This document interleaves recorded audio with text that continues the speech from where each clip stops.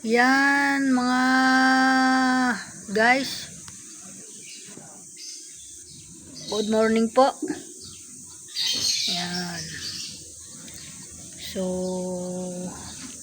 maya pupunta ako sa palengke at mamimili ko ano man wala dito sa tindahan. Nagpapalipas oras lang muna ako dito sa tindahan. Yan.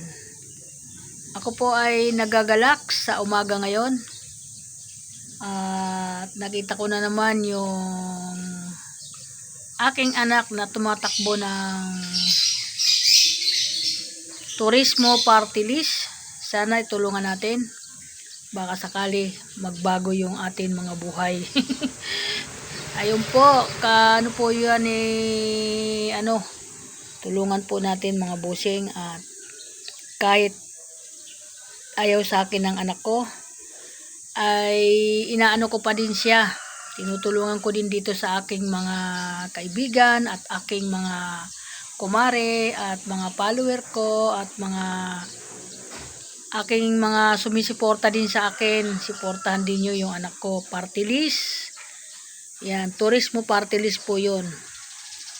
Kahit papano, mayroon din ako nasabi sa kanyang paglakad sa kanyang tatahaking buhay. Ganun talaga ang buhay. Kahit na makita niya itong video ko na inaano ko sa kanya, na sinasabi ko na sana alam ko panalo na kayo yun ang nakikita ko sa inyo, panalo na kayo. Panalo na kayo. Di ko na papangalanan kasi magagalit lalo sa akin. Ayan. Panalo na ang turismo party list, aking nakikita, kayo po ay mananalo. Ayan. Thank you so much. Pinananalangin ko din sa Panginoon kahit hindi ka malapit sa akin. Ako'y nananalangin para sa grupo mo at sa iyo lalo. Sa pamilya mo. Ako po'y nananalangin na sana masigla lang kayo, wala kayong mga karamdaman ba. Ganun. Kasi kahit naman baliktarin ang mundo, ay nandiyan tayo, anak pa din kita na naaalala naalala, hindi naman parate, minsan pinsan nasasagi sa aking utak. Kasi ang nanay kasi hindi yan makakalimutan kahit kailanman hanggang dulo ng mundo. Ang anak talaga. Ang anak makakalimot yan sa magulang. Pero ang nanay hindi yan makakalimot kahit ano mangyari. Kahit sabihin ko man na ayaw mo sa akin, na ano pa din, pasensya ka na. Iyan yung aking hinain. Sabi ko lang. Pero hayaan mo. Hayaan lang kita kung ano yung gusto mo sa buhay mo. Ganun talaga minsan ang buhay. Marami naman mga tao ganyan nangyayari din sa ganyan.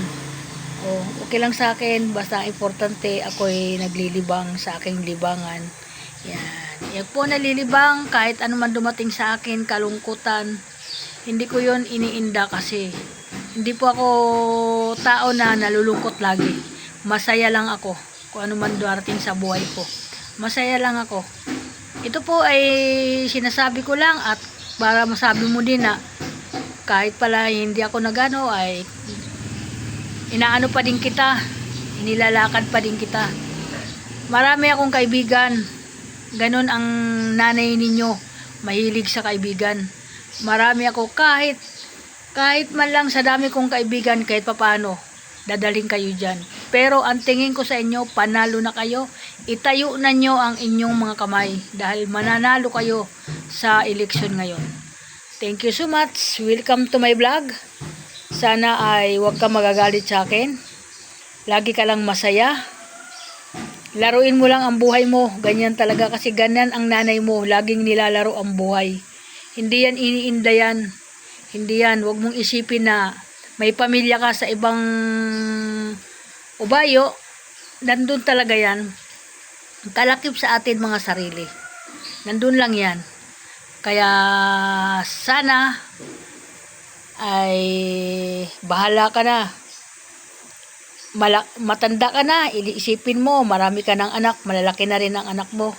Sumusunod na rin sa'yo. Sobra. Kaya lang Ang pangarap ko lang naman habang nabubuhay ako at makita ko man lang sila, kahit malang matingnan ko ng ilang minuto. Okay na sa akin yun. Masaya na ako. Pero kung ayaw mo naman, hindi naman kita pipilitin, okay lang yun. Marami naman ako dito mga apo na nag-aano sa akin, na pumupunta sa akin, pumapasyal at tinatawag ako Lola pag dumarating. Andiyan naman yung kapatid mo na bunso. Marami din anak yan nga nagpapasaya sa akin. Andiyan anak ni Binos. Yan, magaganda sila na mga apo ko. Kagaya ng mga anak mo, mga gwapo.